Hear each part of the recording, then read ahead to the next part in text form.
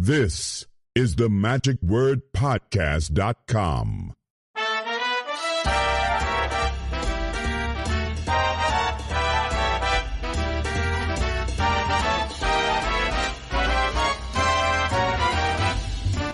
Hello, this is Scott Wells for the magicwordpodcast.com. This week is really an exciting week for me because I am really proud to present our guest. We have Connie Boyd from Canada, who has been a very strong advocate for magical women. In fact, she has a Magical Women YouTube website with well over 100 videos that are worth your time to go and to spend watching and learning more about the distaff side of magicians who have made it over the years. And she continues to work on this and share ideas with all of us, letting us know more and more about how women have impacted the art of magic. It's just incredible. But I first of all want to recognize Bruce Lish. Happy birthday, Bruce. Happy birthday. Yes, tomorrow on June 27th, Bruce Lish will be celebrating his 56th birthday. He is a friend of the Magic Word and has number 42 and as a member number, and has been a friend of ours for quite some time and has agreed to sponsor this week's episode of the Magic Word Podcast. He just wanted us to give a shout out, and I wanted to do just a little bit more than that for him. Bruce has been such a good friend of the Magic Word for so long. Congratulations on making it around this sun for at least 56 terms. Congratulations and happy birthday to Bruce Lish.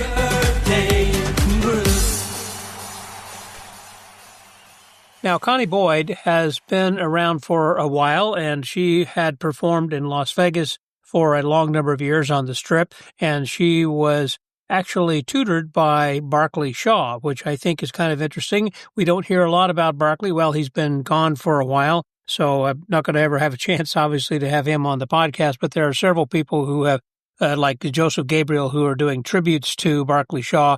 I know that David Copperfield has much of his collection in his museum, and but she, that is Connie, has been around for a long time and is helping people, particularly women, to understand more about magic and how to perform. And she has, in a way, kind of become the new Joni Spina. Joni was the one who had helped so many magicians with their acts, and now Connie is someone who is glad to pass this forward as well.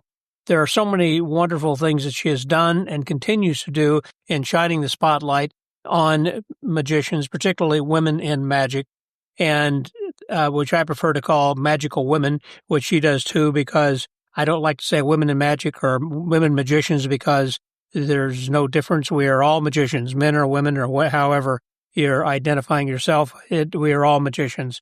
So I just think it's wonderful what she's doing, and she's going to tell us all a little bit more about what she's been doing over the years and the book she has coming up.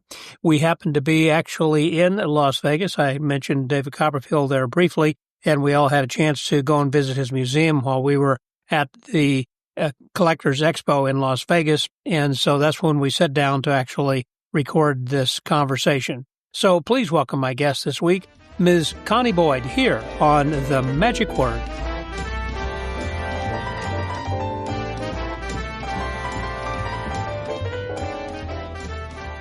We've had many people in the past who have been women in magic, and I don't like to refer to women as being women in magic. They're magicians.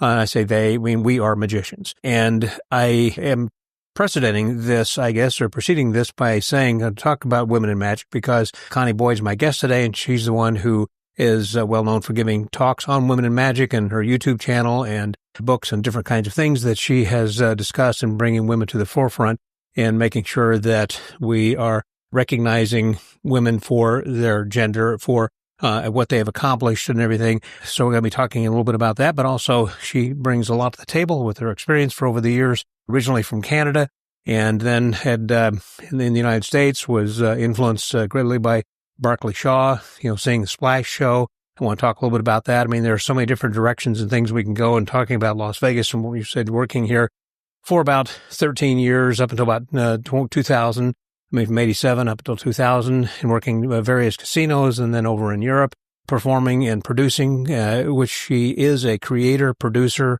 and director, and is a mentor and helps so many people, men and women, just magicians in general, in with their careers, and is someone who is just a force to be reckoned with. And so I'm just so glad to have a chance to sit down and chat with her. I've been wanting to do this for a long time, and I've got her now. Here she is, Connie Boyd. Hi there, Connie. Hi, it's a joy to be here. The last time we chatted was at FISM. That's right. Yeah, in Quebec. Yeah, Quebec. Yeah, your home country. Yes. It was my first FISM, I have to admit. That's kind of funny. I'm surprised that you would not have been to other FISM. Is it just because you don't go to a lot of conventions in general, or FISM in particular, or? No, I was working. Yeah, okay. Yeah, and so I was a working magician, and also the style of magic I performed was stage and illusions. Those are my forte. And it would have been very, very costly for them to bring my illusions and my cast and crew. I didn't have a husband or a partner I put in the box. Right. I literally had paid employees that worked with me, much like David Copperfield did. You know, we've seen some of his fantastic assistants over the years that are basically their right-hand man or right-hand women. Yes, that's right. But while you were in Canada, then you, to begin with, were classically trained, really to be in ballet, and then you had broken or ripped some tendons, I guess, and had some problems, and then took another course, and then were in the circus. And as I understand it, this is something I'm wanting to lead up to, is that when you were at the Astrodome in Houston, Texas, which was where I lived for about 20 years or so, you fell, I guess, and broke both feet. I did. And that's what kind of said, okay, I'm going to be a magician instead of an aerialist. Well, that's I do joke that. Yeah. It's not quite the true story, but I joke that. My family no one in my family is in entertainment. And they were encouraging me to pursue an academic career. And I was fortunate, and I auditioned, and I was accepted into the National Ballet School of Canada. But unfortunately, I developed severe tendinitis in both ankles, and I could have continued to, perform perhaps in the corps, or I would have been a teacher. I could have taught, but I still had a dream of being on stage. And so there was an audition posted for a circus called Circus Tivoli, which was a one-ring circus. And I went to that circus audition, and I don't know how I got the job.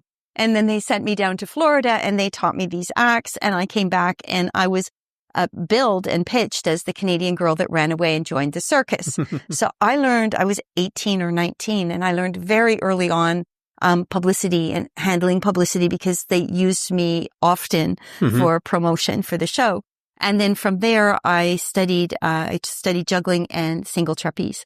So I worked all over the world with a juggler as a duo act and in single trapeze. And then at the Houston Astrodome, a piece of rigging snapped during a performance. Those poor children. And I was swinging in something they call iron jaw, which means that you're literally suspended from, appears like your mouth, but it's actually your jaw, and it's a fitted mouthpiece. And a piece of that rigging snapped. And you're spinning around. I was swinging, and at the back of the swing, and these huge butterfly wings, I love what we saw today in some of those magnificent posters, I plopped to the floor and shattered both feet. And I do joke, that's when I decided to be a magician, but it's not true. It was after I did very serious rehabilitation. And was it arches? I guess broke your arches? No, I've had surgery on the top of my arch. I broke a bone you can't break unless you fall with pointed feet on top of concrete from 20 feet. And I shattered bones, like metatarsal bones in both feet. But they had AstroTurf, and that's supposed to be good. No, concrete. It was concrete. I fell on concrete. And from Texas, they have fantastic orthopedic surgeons because of the football teams. And so my foot was all distorted, and I have a pretty high tolerance to pain, from being a dancer and being on point and your toes bleeding. And, if you showed it on your face, you would be kicked out of class. So I've got, so it hurt. You know how to internalize that. Yeah. I didn't think I'd, broken all those bones. And so we were in the ER, and I said to them, I think you can, just soft cast it. And the doctor is looking at me, and he's going, no, you're probably going to need surgery. So now I'm like, this is my livelihood. What do I do? And he said, we've got some of the best orthopedic surgeons in the world. Trust me, if I needed surgery, I would go to this doctor. And the doctor operated, and it was a great success. And I'm really grateful that if I had to fall, I fell in the right place at the right time. Yeah, with a great surgeon. And then I was on tour. The circus was on tour. It was a Hannaford Shrine Circus at the time. And I toured on tour, and they gave me a list of physiotherapists, and I would go to a physiotherapist in Chicago. And then I went to several different ones in New York. And then finally the tour ended in Florida. But I had been, doing physiotherapy through all of that tour period where I couldn't work. And I recovered really quickly, and miraculously, or a lot of hard work, the collapsed arch is recovered, and I don't have a collapsed arch. Well, that's a good thing. Yeah. And so you're able then to actually perform magic, because you really couldn't default to that if you couldn't walk across stage and jump in and out of illusions and all that. So yeah, I can see why you'd, kind of say, okay, well, I fell to that. So I mentioned Barclay Shaw. Yes. There's one act I've never seen, but I've heard so much about him. And I know that Joseph Gabriel has recreated his act a little bit. And I know that David Copperfield has several of Barclay's vent puppets and everything then as well. But I heard that he was just hilarious and quite a creative genius. He was a genius. We were booked. I'd recuperated, and we were booked in a show called Splash at the Riviera Hotel and Casino. And Barclay was the headliner at the time. And so he was making a lot of money, and he was at the top of his game. And I watched that levitation every night. It was unbelievable.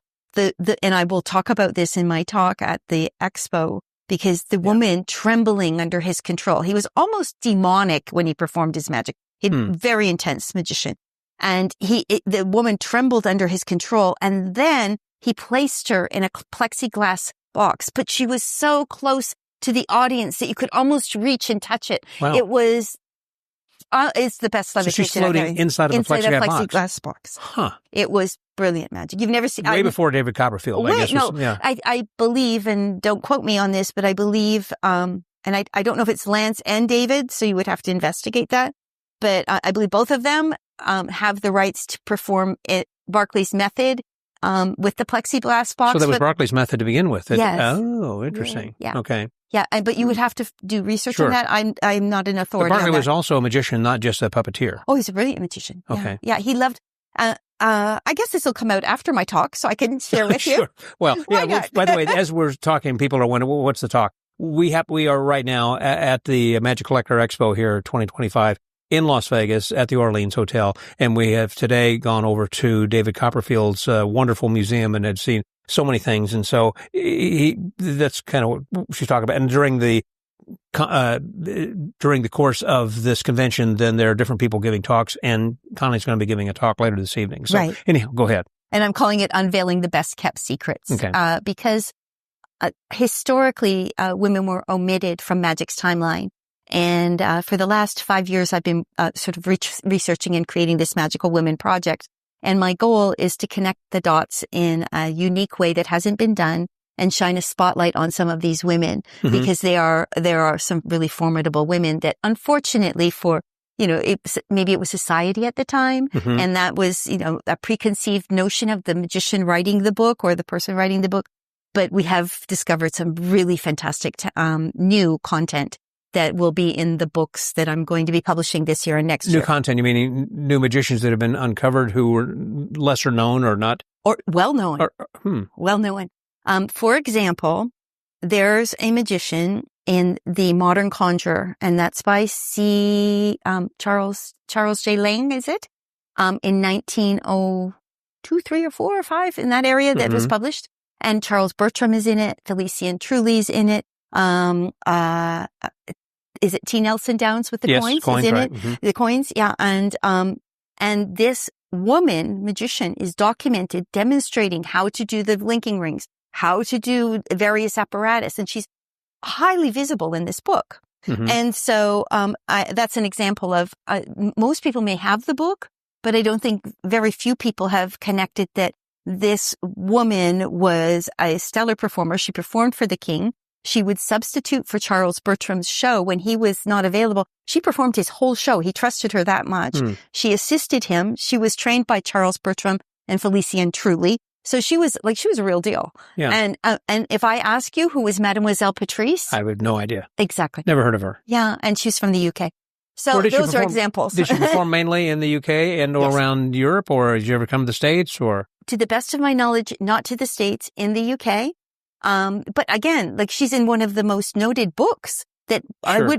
I would be hard. Most historians have this book, but and she's demonstrating clearly it's a woman and she's in her dress and she's demonstrating. It's not just her hands. Yeah. You see her full body, so you know it's a woman. Yeah. Yeah. The other interesting thing is that, in that specific book, they have a section on wardrobe for magicians, and they address how men should, what they should wear and what they suggest with pockets. But there's a woman's section in it. So, I think you've probably talked to many magicians, and one of the common things I've heard is there's never pockets in clothes. No pockets, right. 1903, they're addressing it. So, Margaret, even back then, they had to, Yeah. Margaret Steele, we're working together on this next historic book, and she said, we keep remaking the wheel. And so my goal is, again, connecting these dots for an overview so that women maybe can fast track some things and they can learn from the past and it will be accessible. So when you introduced this talk, you mentioned, about being a female magician or a magical woman or a woman in magic. And those are all titles. And it's indisputable. Most of the women are women and they associate with being a woman, but they really want to be excellent magicians. And the magicians that truly did pursue magic, and they are a niche of a niche market. It's not a massive market, but the ones that chose, like Susie Wandas and Del O'Dell and Celeste Evans, and I can just go on and on and on. Those women were really formidable, very successful, and very good. So, I think if you did a ratio, if somebody wanted to do statistics of the amount of women magician that did pursue, because once again, I think, what did the Magic Circle say recently? Is it 5% of the Magic Circle is women? So, which is pretty good compared to what it used to be. Absolutely. It's growing a little at a time. Yeah. Right. But if you think about that and then you think how many of those are truly, really successful, then the odds are in their favor. That's very true. Yeah. So, it's just a different way to look at it. I'm not coming out and saying I joke I'm a cheerleader with pom-poms, but I think that it's important for all magicians to hear these stories because some of the stories are pretty strong. Well, today, women are treated obviously a lot different than they were even 20 years ago and have more opportunities to perform in venues, etc. Going back a little bit, what have you found or uncovered for those, let's say, in the 1800s? I mean, like I know Talma, for an example, or Adelaide Herman. Those are some examples who were at a different level. Ionia, and I think even Ionia was discouraged from performing. Was that right from her father or something, as I was reading Charles's book? My interpretation is that her father hoped that she had performed longer. She only performed for 3 years. Okay. And he wanted her to perform. Yeah. Okay. Yes, the opposite. because she was, he'd committed a lot of time, money, and energy into a beautiful show for her. Yeah. And she was very successful in Europe. But what were they performing? Were they nightclubs were big back then, but I mean, I think it would be difficult for women to be accepted for someone to go and see their shows. That's an interesting point. I was speaking with, I think it was Richard Hatch yesterday. And in the 1800s, we're in the Victorian era. And society has placed a lot of constrictions That's my point. onto women at that time.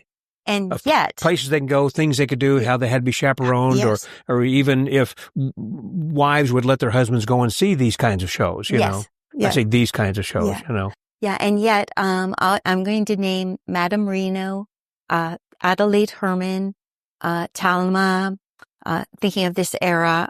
I would touch on, Ionia, and then later we have Susie Wandas and Celeste and Del O'Dell. Right. But there's Mademoiselle Patrice that I just mentioned. All of those women were accepted as excellent performers during that time. So the way they presented their magic was sophisticated and elegant enough that they were a draw and that they did indeed succeed.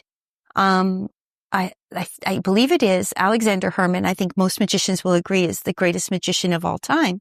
But his wife surpassed him in star power, career longevity, and she performed into her 70s as a major star. So those are facts. I didn't make those up. Yeah. And so I think that's the kind of content that unfortunately has been often omitted, and we need to recognize that.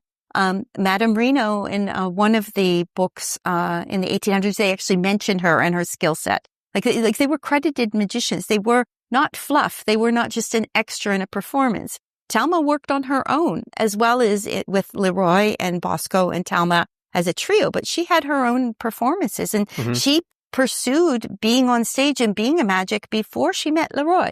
And so there's all these really interesting women, some of which started as censors and became magic assistants and then did those steps, and some of whom just decided that they were going to become the magician. And if I recall correctly, in Kobe Van Herwigen's book, Susie Wanda's was flagged for her coin skills by T. Nelson Downs when she was 8 or 9 years old, before she even met Talma or saw Talma's show. So she just had an innate ability coming from a performance family, being very musical, for whatever reason, that she was able to perform these excellent skills. So that's the kind of content that, honestly, when we were talking about Barclay Shaw and when I started magic, I didn't know anything about this. And why would Barclay Shaw help me? He was this major, massive... And why did he? Well, the magician that inspired Barclay Shaw was a woman. How nice of a story is that? And her name is Cleopatra. Okay. And Cleopatra, she was Russian. Is that the name of one of his puppets? No, Clara Kluck. Clara Kluck, okay. Yeah.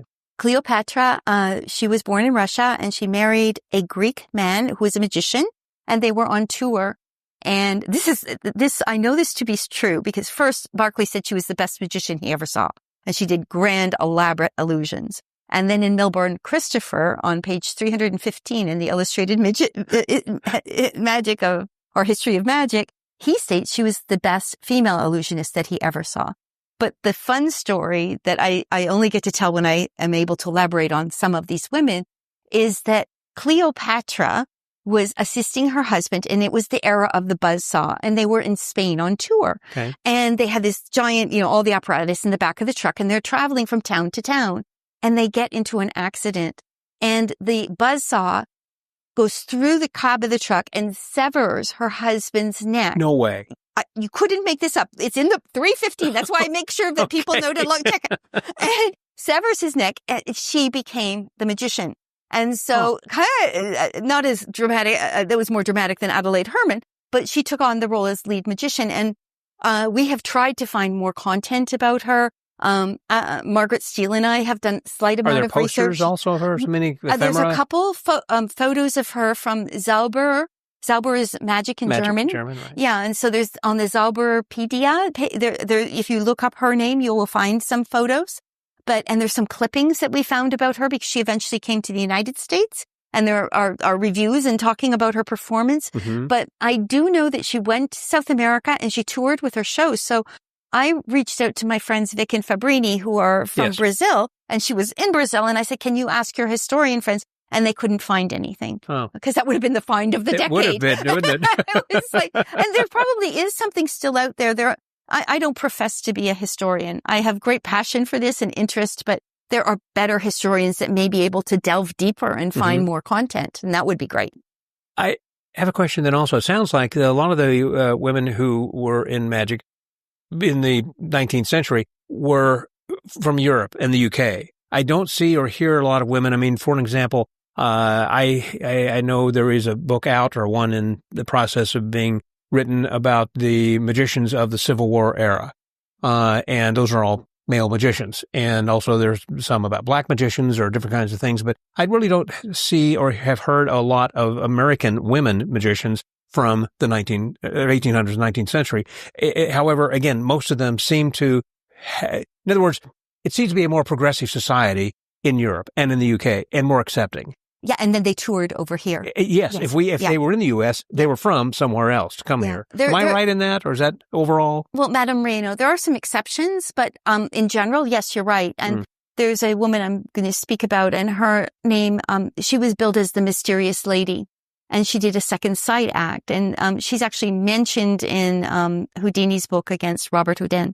So, but there's so much controversy about that. Unmasking Robert Houdin.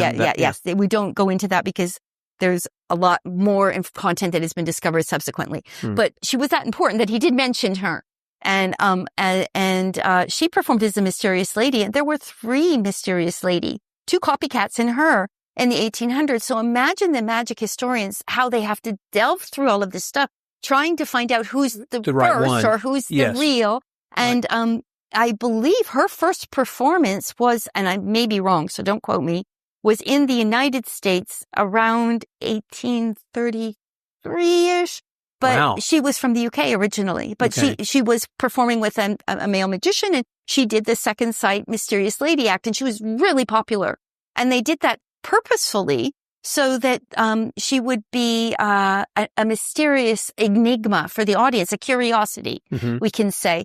And if you look at photos of her, a lot of the impressions, she's got her back to the audience and she's wearing a little cap and a long dress. So she's not, it's almost impossible to distinguish who she is. Sure. And so those are like, it's been a difficult road for many people to try to source this content.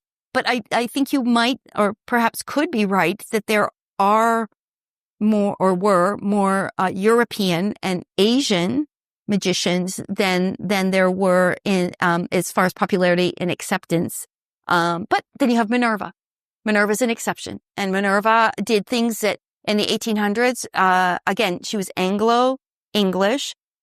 She immigrated to the United States. She met a male magician named escapologist named Vanno. She married him. She started as his assistant, and very quickly she became the lead performer. She was strong, a force to be reckoned with, like serious. And what year-ish would this have been? In the late 1800s? 1800s, yeah. Okay. Yeah, and then she became again, and I will talk about this in my talk, but she was a direct rival to Harry Houdini, and he was so angry and because she did escapes. Yeah. Then too. And she was a great with publicity. And the bone of contention, shall we say, was that she had an underwater oak barrel escape with bondage, and she was more secured than Houdini was in his milk can escape. And so she actually had more bondage. That's a fact. And both of them claimed that they were number one and they were the first to debut it. So there was a huge rivalry between them. And then she had multiple marriages. Like I said, she was a force to be reckoned with. And she was married to Guy Jarrett. And Guy Jarrett stated, and I believe this is in Jim Steinmeier's book, that Harry Houdini placed acid into Minerva's oak barrel and burned her. And that he stated that in the book. Now, we don't know if either of those facts are true. We don't know who was first. We don't know. But we do know that he was so convinced to try to discredit her and to sabotage her that when she went on tour in the UK, he booked and trained another escapologist to perform the same escapes, the same publicity stunts in the same town as her to try to ruin her career. Try to dilute her career. Yeah. More. It didn't work, thank goodness. But so I mean, there's But why didn't she then? Houdini is on our tongues today. Yes. Why isn't she more well known? What did she miss, or what happened there? Well, again, the publicity stunts exist, and there's all kinds of documentation of her. Gary Hunt is a historian, and yes, but people remember him, but not her. But the reason being, I think at the time, yes, she was getting publicity. Yes, she was accepted, but Houdini became controversial. Not just with his escapes. He became controversial with the spiritualism. He wrote books about this. He became, I think, more publicly known, and I would state that is one of the reasons for his great successes. Everybody, he's a common name. Yeah, I'm curious about that because I know, of course, Houdini at the time had a lot of people who were trying to duplicate his act or were doing other things in the communities where he would send his advance man, I guess, or to advertise, but someone else said, okay, well, he's coming to town. I'm going to do this first before he does it or whatever. Right. And he states men and women in it. So there were more than 70 historical women escapologists during the time of Houdini's era Wow. that are documented. Wow. So, I mean, these are now you're starting to see the tip of the iceberg. Like, this is serious content. Mm-hmm. So when I started at in Splash, and Barclay Shaw built me a piece of magic, and, you know, I was learning to become a proper magician. I had no idea of this, and I did read the illustrated history of magic, but that's as far as I sort of jumped, and we had no internet at the time. So you really didn't have access to this content. And I'm hoping that now with the YouTube channel that I started during the pandemic, that's a source or a resource for historians or people interested in magic or people interested in the history of women in magic, because we have a lot of vintage video as well. So those things are really important to me. And I probably wouldn't have done this if it wasn't for the pandemic. I discovered magic through the most strange way. I didn't get a magic kit as a child. Mm-hmm. I'm a theater background, acting, dancing, you know, very poor singing, but that's, you know, I know how to use my diaphragm. I was trained properly. And I just used all of those skills and applied them to my magic. And I sourced some fantastic people who were gracious enough to work with me and see that I'm a hard worker. And so I worked with Don Wayne and Joni Spina and Shimada and Daniel Cross, and they gifted me a lot of their time and their insight, and so I was really lucky. As you were getting involved in all this, of course, Siegfried and Roy were the ones who broke open magic in Las Vegas, undeniably, I think. Then others were following, and so with that, there probably weren't a lot of other women aside Melinda I could think of at the time, around that time that Barclay was performing. So how did you kind of get into the show rooms? Well, first of all, it was a benefit to be a woman because I was a novelty. And that's a great thing. You know, you use what you've got, and I was a woman, so I was a novelty. So that was a benefit. So that may have opened the door, but then my act had to keep that door open. Of course. And you had to hopefully be good enough to get extensions on contracts. Exactly. But I would say it was a benefit to me, to be a magician. I can tell you that I was considered for the Folies Bergère because they had tried every fantastic magician on the planet to take Lance Burton's spot. And, they phenomenal magicians who have gone on to remarkable careers. But they all were compared to Lance's 12-minute show, and Lance's 12-minute act, it's a FISM-winning act. It's a piece of art, and I think indisputable. So they gave me an opportunity because I was a little bit different, and by that point I was working with Don Wayne, and when Lance Burton would leave he was trying to get funding for his show that when he was leaving the Folies Bergère to go to the Hacienda to open his first big magic production show. And so he was going out a lot. I was living in Las Vegas. And so they offered me, I was like the swing magician or the substitute magician. And, with that opportunity to perform on a Las Vegas stage regularly, it was a gift. And I really did, you know, I think advance quicker than I would have if I had followed the normal steps of other people. Again, I take direction really well. I am a theater trained, performer. And so I like feedback and I want the product to be good. And I debuted my act. Barclay Shaw was in the audience at a Christmas show in the Splash showroom at in the Splash showroom at the Riviera. So, I mean, I don't diminish that I had some fantastic opportunities, but I also worked really hard to keep those opportunities. So to answer your question, there were 3 magicians that were women that were performing by the time I was in the Folies Bergère. There was Melinda, who had her own production magic show. And that show was her show that her mother produced, and that starred Melinda and her was illusions. Was she at Flamingo, or where was she at Stardust, or I'd forgotten where? When I started, I may be wrong, but I believe when I very first started, she was in Bourbon Street. And then I think she moved to a show to a casino called the Marina that was across from where the MGM is now. Okay. Small little. And that, but we're talking cobwebs in the back of my brain. So please don't, hold my hand to the fire on that. But Sherry Lucas was a great magician, and she performed. She performed in Spellbound, and she did beautiful dove work and card manipulation and illusions. I have her on our website too. And I have clips of Melinda on the website Mm-hmm. because I think it's really important that we're represented and people see that, there was quite a high standard of women in magic in Las Vegas from, say, the end of the 80s to the mid 90s. There Right. we were holding our own. Who was the third person? So it would have been Sherry Lucas, myself, and Melinda. Oh, you. Oh, sorry. Yeah, I Yes, included me. Yeah. And with that, were they asking you to do larger illusions and bigger things in order to fill out the stage and to make something in, or did you bring these ideas to them, or did they say, I like it, but can you do this? From the beginning, I did illusions. I love, because again, I was inspired by Barclay Shaw, this massive, beautiful, it was simplistic, his levitation, Mm-hmm. but it was, that was truly, and again, it's the theater background. So I really did enjoy performing illusions, but I liked performing them with a physicality because, I had ab skills from being an aerialist and strong legs and knew how to position my body. And so perhaps was able to pick up a lot of techniques quicker because I could juggle. I could, I had eye-hand coordination. So those things I think really were in my favor as far as the choices I made.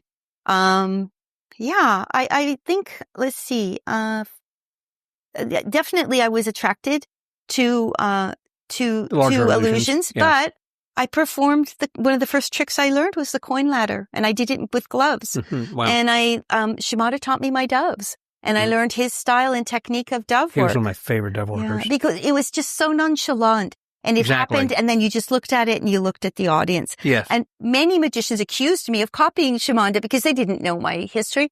It's easy to assume. Yeah. But it was, I used to call him Mr. Shimada. And I think one of the highlights, he came to see me. I'd been practicing and, I did cane dove. He taught me everything.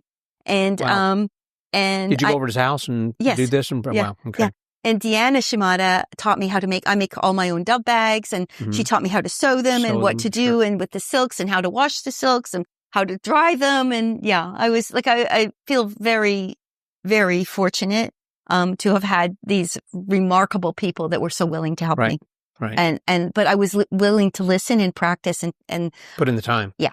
Yeah. So I like I say, it sounds charmed. It was hard work, but and show business is tough. And I was a single girl that had, for most of my career, that had paid assistance. And so my payroll was much higher. So I had to have a good job. And when things in the mid 90s, towards the turn, I guess the millennium, occurred, things were changing in Vegas. Corporations were taking over. It wasn't pride of performance of shows that they were willing to pay these nice salaries. They were all of a sudden the spot that I took and that Lance took, it was a flat salary. It was a good salary. It was paid by the hotel. As opposed to the four-walling. No, it was not four-wall. It was the hotel paid, and the dancers had 401k and health benefits. And it was those were the days. It was like a legitimate job. Yeah, it was a proper performance job, like a theater job would have been, a union theater job.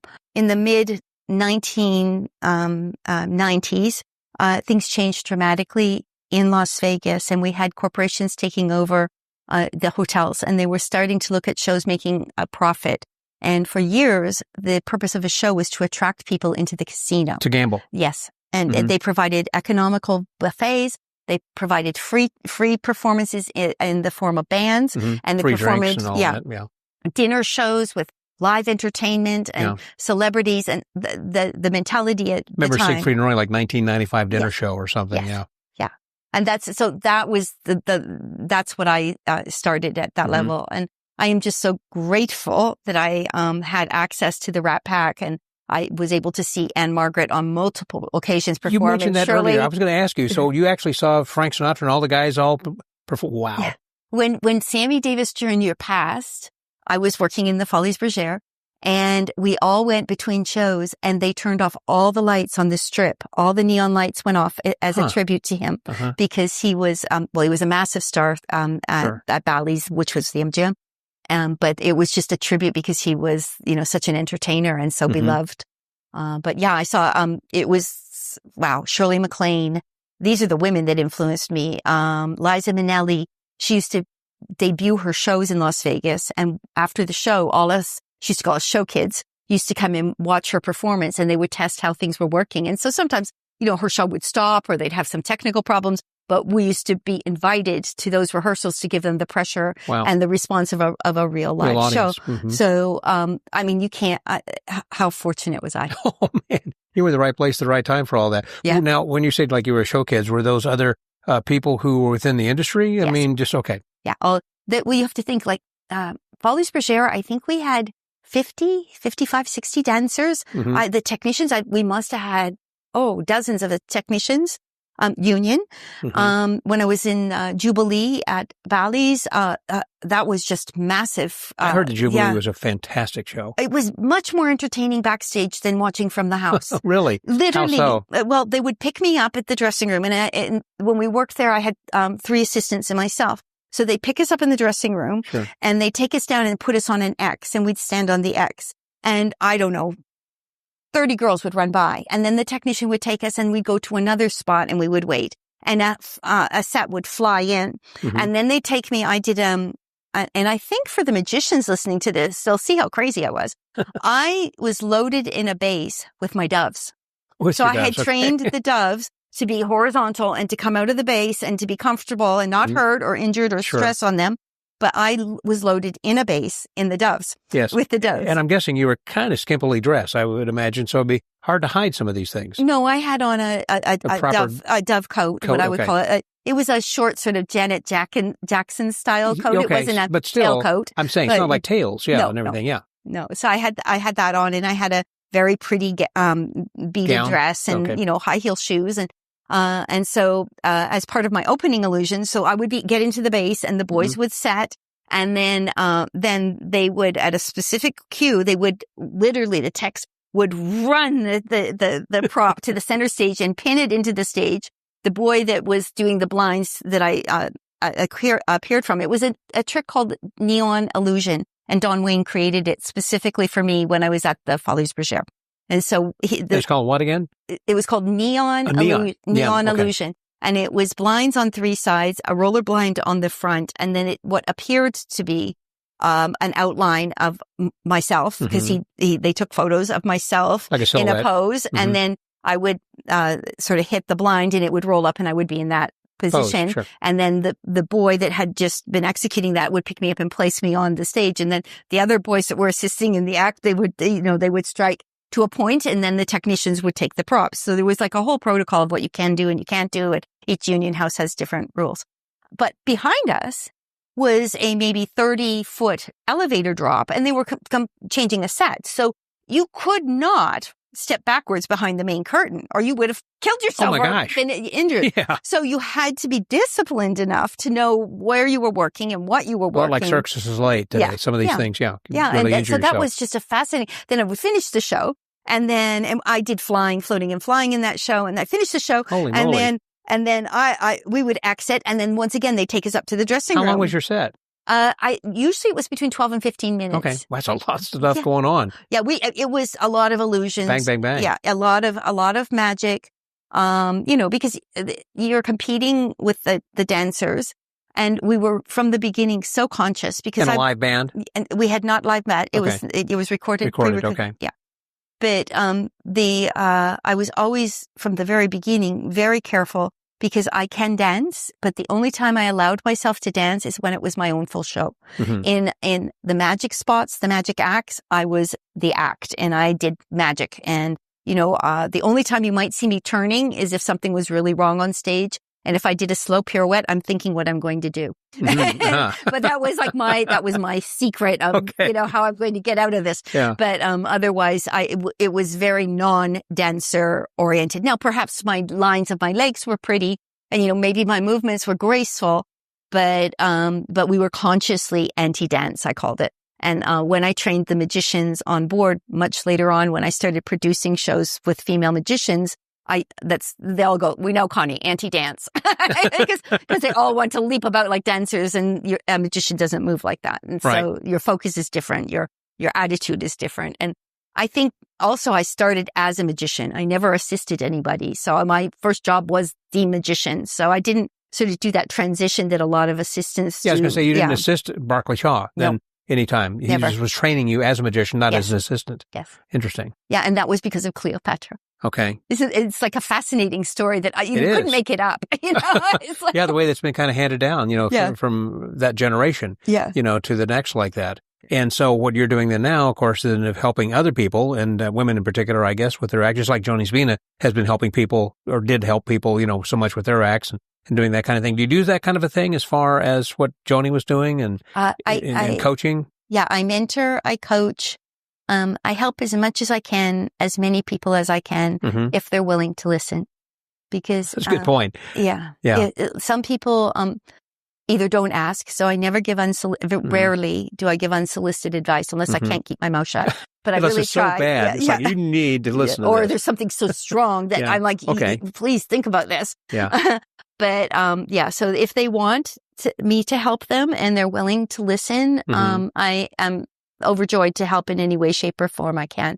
And I've helped, quite a few magicians, male and female, so, I think you were talking about Mike Michaels, that, oh my, when he started.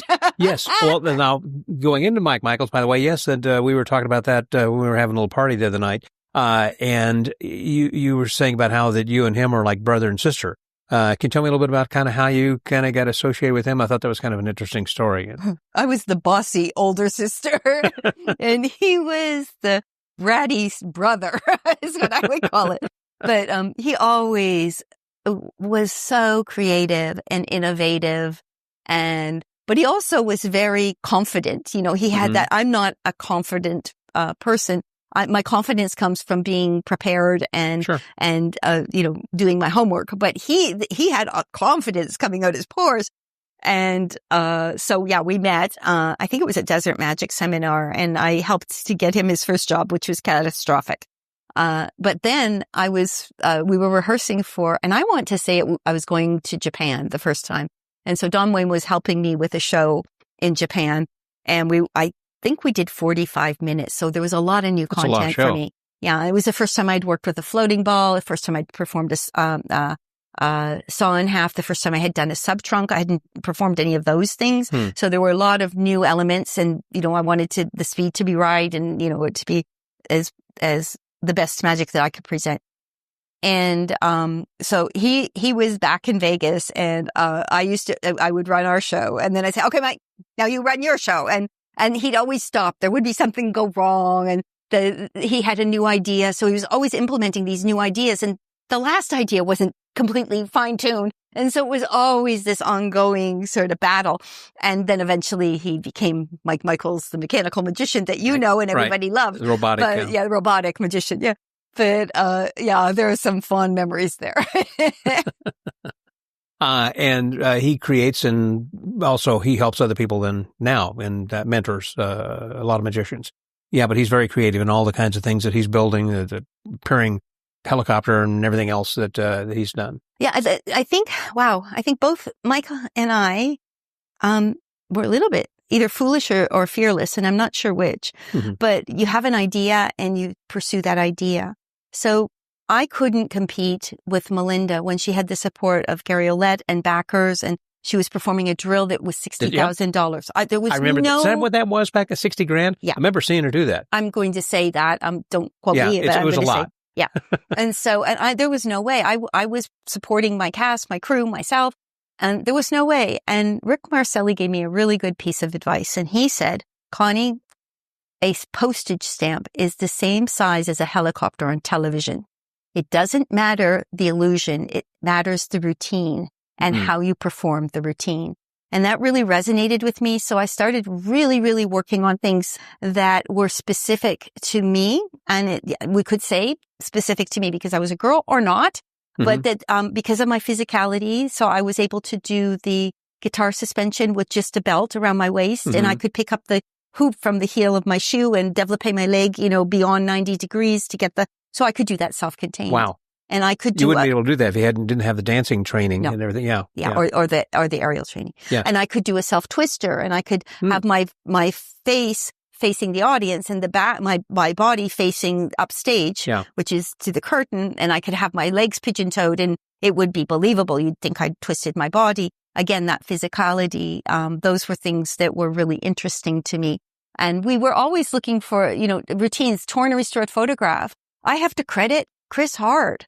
I saw him do the torn and restored music sheet, and I was so angry with myself. For not thinking of that before he did? No, for thinking, I was like, look at him. He came up with a precious, beautiful piece of art. Why can't I come up with something that I can tear? This is just, you're so stupid, Connie. Look at what he did. It's just beautiful. Oh, and so creative. Yeah. Gorgeous. And perfect. So I came up with torn and restored photograph because every woman that I know has ripped up their boyfriend's photograph. Their pictures. Exactly. And that was my routine. And Joni Spina staged it. And sometimes I would do very complicated work for television. And I would do that really simple piece of magic. And the director would come running down and go, that was art. And it was magically, it wasn't, but it was sort of, not as good as Chris's, if I'm being honest. But it was, something that was yours special. And unique. Yeah, something special that nobody else was doing. And it would be, I think I didn't get it copied as much because men would look ridiculous doing my work. Of course it would. So it just like even the way I did a straitjacket escape or the way it wouldn't have worked. So, and as I continued working, there became less women doing my style of work with grand illusions. And, now most women are doing, close-up magic, a few stage magic, but you'd be hard-pressed to name a really good in America illusionist that you go, oh my goodness, it just doesn't, it's not happening. Yeah, if you're talking about other places like Princess Tenko, for an example, or, be an illusionist over there or something. Or Josephine Lee in the UK is a phenomenal, she was trained she worked with Hans Klock, and her magic is exquisite. She does beautiful illusions. And, I take my hat off to her. And Alana does stage illusions, I would call them, and visual that are just wonderful to watch. Well, you mentioned Daniel Cross a little bit earlier then also. And so he is obviously well known for being a close-up magician. In fact, I think I just recently won a special award from the Academy of Magical Arts. And he, obviously, I guess, had trained you with some manipulation or close-up, or what did he train you to do? Well, I met Daniel. He came to see the show, and I was terrified of close-up magic because I'm very shy. I could never go to people I don't know. Like in a strolling situation where you walk up to them pick a card. Couldn't do it. Okay. Yeah, couldn't do it. Okay. If you ask me to do it on stage and I control the stage, I'm fine. Yeah. But actually talking that intimate. Yeah, one-on-one. Yeah. It was, traumatic. But I was being asked to do more and more magic for television, like interviews and things. So I was looking to have maybe 3 or 4 or 5 routines that I could do that would be suitable for that type of a thing. And so he came up with this really neat thing that was, he had made a napkin, and the napkin, when you put it in your hand, the heat from your hand, it vanished. But when you removed it, the lips would come out. And he taught me a form of the matrix.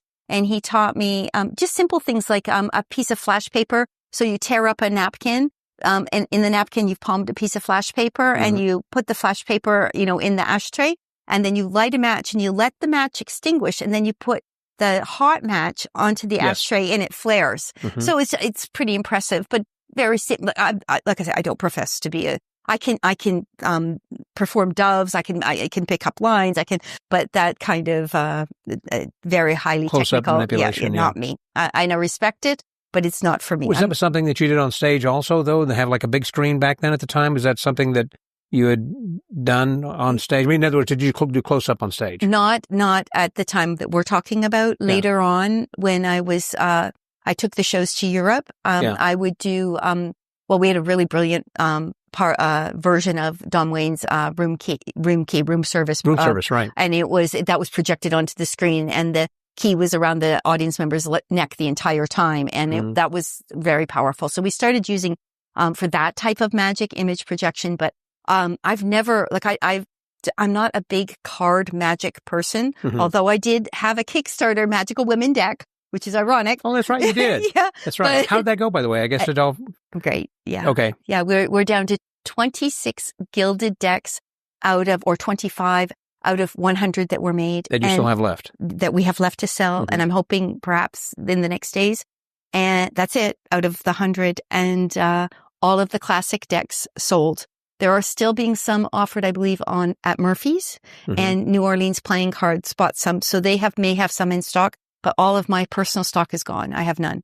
So, and there were 4 queens that I've mentioned. It was Adelaide, Herman, Thelma, Minerva. Oh, and I forgot to mention Anna Eva Faye. So Anna Eva Faye, who was, most people don't know, she was a brilliant businesswoman. Well, she owned her own property. She was pretty. I never thought of her particularly as a magician. She was really more of just of a psychic and fortune teller, right, Mike? Or am I confusing her with Anna Eva Faye was unique in that she used magic and spiritualism together. And the other thing that made her unique is that she had a disclaimer before her show that said she never professed like the Fox sisters that she was, communicating with the spirits. She said, it's up to you to decide. And so she was a little bit more legitimate. But I thought that Houdini didn't care for her. Didn't they have a rivalry? I think at one point they did, but then they ended up great friends. Oh, okay. And there are photos of the two of them together. And and again, I'm not sure if I've got this right, but I believe it was her that encouraged him to Expose sort of spiritualism. Yeah, the ones that were fraudulent, that were not presenting it as a show, that were really embezzling people's money and taking advantage of their losses. And I mean, it's not a period of magic I'm proud of. It's terrible. Those Fox sisters, they're brats. I don't like them at all. I don't think anybody could like them. Right. But they did start, the tradition, movement. So you've got Uri Geller and Kreskin and, a lot of people that have gone on to do great things. So, so you've got all of those women. So those 4 women were the 4 queens in my magical women deck of cards.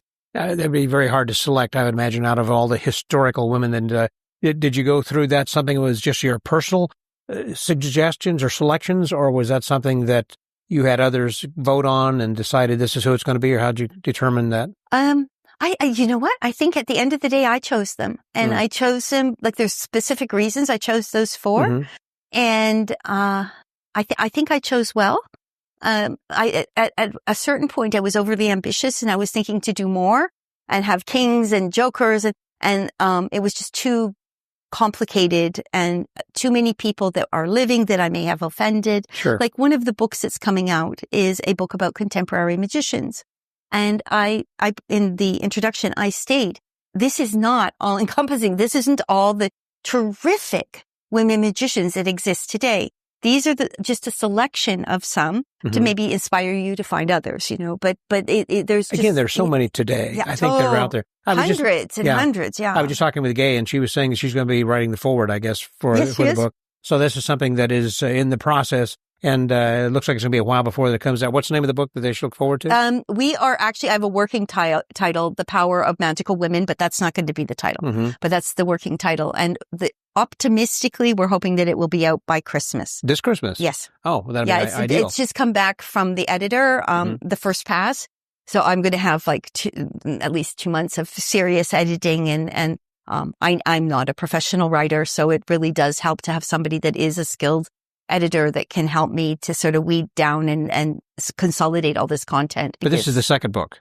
No, this is the first book, and that'll be this year. Okay. And then the second book will be next year, and that's with Margaret Steele's Floating Lady Publishing Company. And that one's going to be more historic based, but telling stories, and not a dry encyclopedic book, but some of the fun things that we've talked about today. And there's a lot more.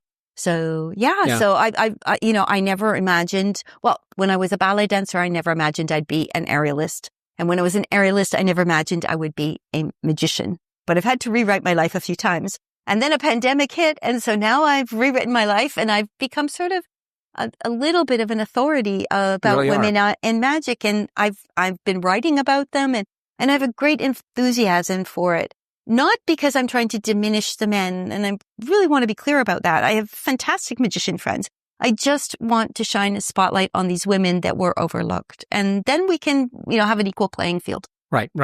I love it. That's great. And to start to wrap up then also that during COVID, as you were saying, that you developed this YouTube channel then for Women in Magic. So they can go and see these historic vignettes, some pictures and some videos of Adele and others. Yeah, there's over 300 uploads. 300. Over.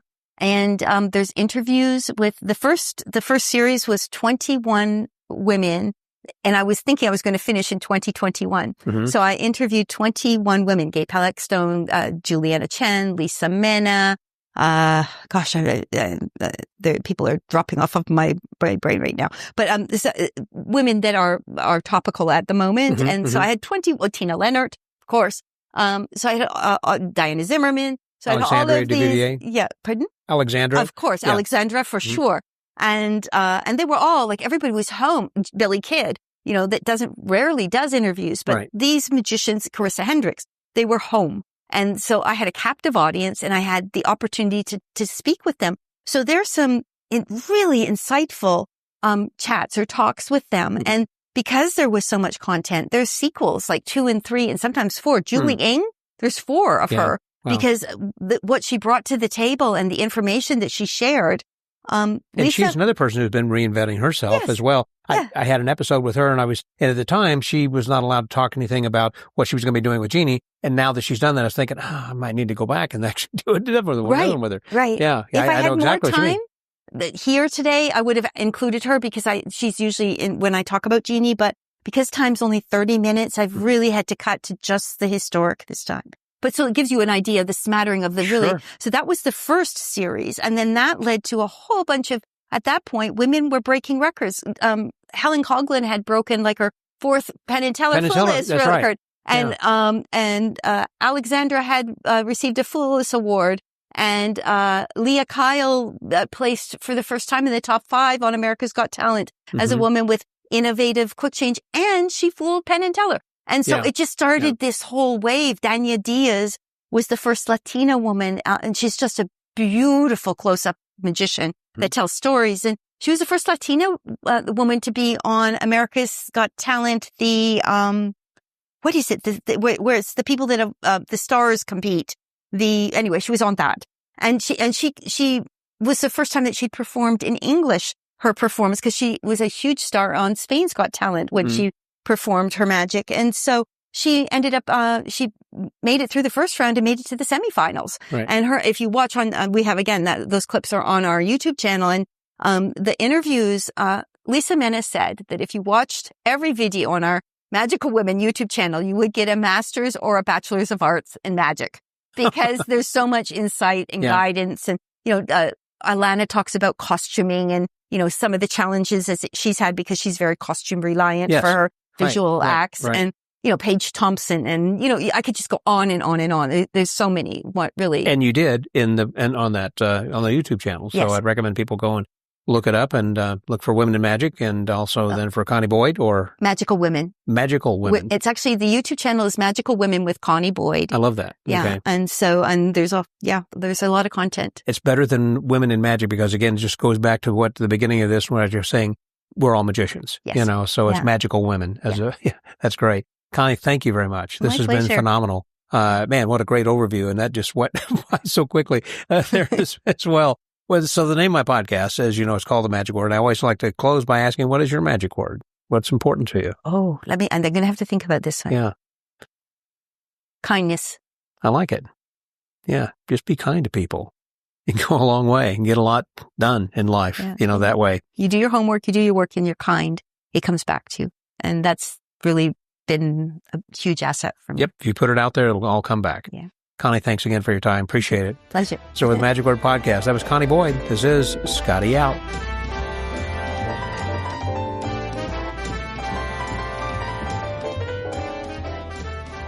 Thank you, Connie, for being my guest this week on the Magic Word Podcast. I appreciate all the good things you have been doing for our community in general. Congratulations to all the accolades that you have received, and there are yet so many more, I'm sure, yet to come your way. So again, congratulations and thank you for what you do. And I'm sure everyone got a lot out of this. I hope that you will share this with others. And in fact, while you're out there on the internet, if you would please just give us a 5-star rating with some sort of nice comment. If you use iTunes to listen to these podcasts, whatever platform you use, I'm sure there's some way of trying to go in and give a 5-star rating that will help our podcast to grow. And certainly don't forget to go out and subscribe to our pod letter. And while you're there, you might as well vote for us. We will appreciate it because the FISM is coming up and we are up for the best newsletter in the magic world as well as the best podcaster, best magic podcaster in the world. and we would appreciate getting your votes because the judges will be looking at those votes to help influence them to give a trophy for these two awards, among other online awards they're doing this year. Well, I think that's about enough right here for this week. We got a lot going on. We got some things coming up over the next few weeks then as well. So until next week, stay well, get booked, and remember just to be kind. You just put it out there, do the best you can. It'll all come back to you in kindness if you are kind. This is Scotty out.